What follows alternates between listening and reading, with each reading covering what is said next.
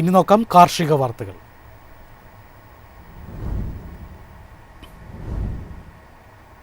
European യൂണിയനുമായി India ഒപ്പുവെച്ച സ്വതന്ത്ര വ്യാപാര കരാർ ഇന്ത്യ കൃഷി ഭക്ഷ്യ കയറ്റുമതിക്ക് വലിയ നേട്ടമാകുന്നു.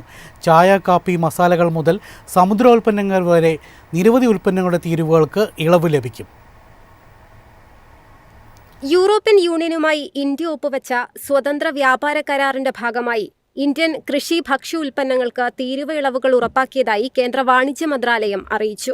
ഗേർക്കിൻസ്, കുക്കുംബർ, സ്വീറ്റ് കോൺ, ഉണക്ക സവാള, വിവിധ പഴം, പച്ചക്കറി, പ്രോസസ്ഡ് ഫുഡ്, ചായ, കാപ്പി, മസാലകൾ, ടേബിൾ ഗ്രേപ്സ്, ആട്, മട്ടൻ ഇറച്ചി ഉൽപ്പന്നങ്ങൾ എന്നിവയ്ക്കും പ്രത്യേക വിപണി പ്രവേശം ലഭിക്കും. അതേസമയം പാലുൽപ്പന്നങ്ങൾ, ധാന്യങ്ങൾ, കോഴി, സോയാമീൽ, ചില പഴങ്ങളും പച്ചക്കറികളും ഇന്ത്യ സംരക്ഷണ പട്ടികയിൽ ഉൾപ്പെടുത്തിയിട്ടുണ്ട്. ചെറുകിട കർഷകരുടെ ഉപജീവനം സംരക്ഷിക്കാനാണ് ഈ നിലപാടെന്ന് മന്ത്രാലയം വ്യക്തമാക്കി.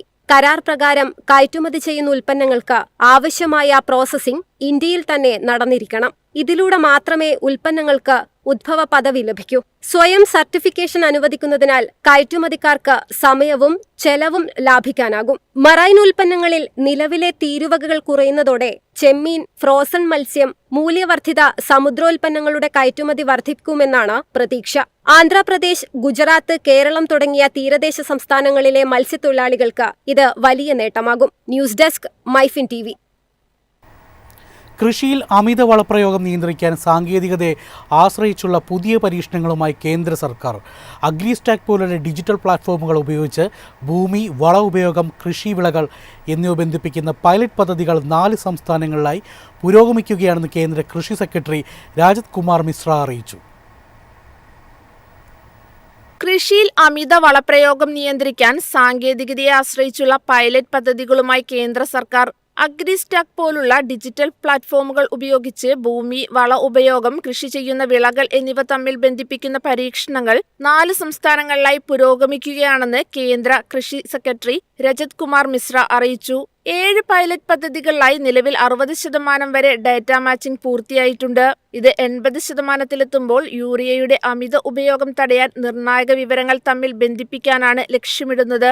രാജ്യത്ത് ഉപയോഗിക്കുന്ന വളത്തിന്റെ 60% ഭൂമി സ്വന്തം പേരിൽ ഇല്ലാത്തവരാണെന്നും സഹകർഷകരെ കൂടി ഉൾക്കൊള്ളുന്ന രീതിയിലാണ് സംവിധാനം ഒരുക്കുന്നതെന്നും മിശ്ര പറഞ്ഞു. പരീക്ഷണത്തിൽ 4 മാസത്തിനകം 1,00,000 ടൺ യൂറിയയും 72,000 ടൺ DAPയും ലാഭിക്കാനായതായി സർക്കാർ കണക്കുകൾ വ്യക്തമാക്കുന്നു.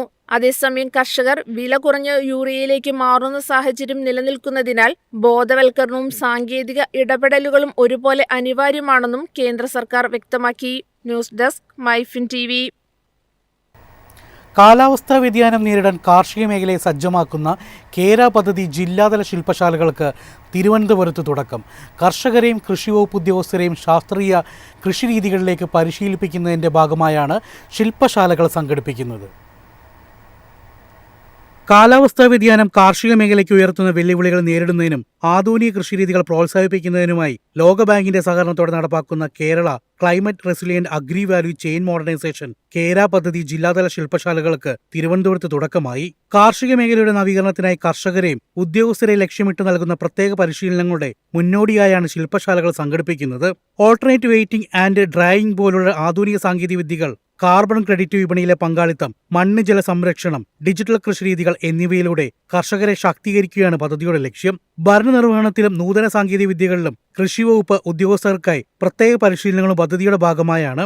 ജില്ലാതല ശില്പശാലകളിൽ നിന്നുള്ള വിവരങ്ങളുടെ അടിസ്ഥാനത്തിൽ പരിശീലന ആവശ്യകതകൾ വിലയിരുത്തുന്ന സർവേ നടപടികൾക്ക് ഉടൻ അന്തിമ രൂപം നൽകും. തുടർന്ന് സംസ്ഥാനത്തെ എല്ലാ ജില്ലകളിലും പഞ്ചായത്തുകളിലും കർഷകരെ നേരിട്ടുൾപ്പെടുത്തി വിപുലമായ സർവേ നടത്തും. വെൺപാലവട്ടം സമിതിയിൽ നടന്ന ചടങ്ങിൽ സമിതി ഡയറക്ടർ ടി മിനി ശില്പശാലയുടെ സംസ്ഥാന ഉദ്ഘാടനം നിർവഹിച്ചു.